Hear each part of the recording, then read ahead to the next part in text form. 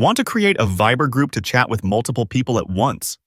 This video gets straight to the point and shows you exactly how to do it. If this video helps you, please consider subscribing to the channel and liking the video. For extra support, you can also join the channel membership. First, to create a Viber group, you will need to open the Viber app on your phone and go to the Chats screen. You will then need to tap on the new chat icon, which is usually a purple message bubble in the corner. From the menu that appears with different options, you must find and select New Group to begin. You will then be prompted to select the contacts from your list that you want to add to your new group. After that, tap Next. You can give your Viber group a name and an optional icon.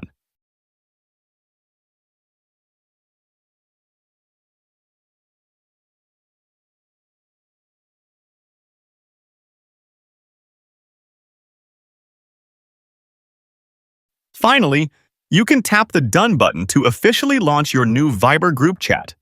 And that's how you can create a Viber group, a perfect way to chat and share with multiple friends or family members at once. For more short and concise videos, subscribe to the channel and don't forget to leave a like and a comment.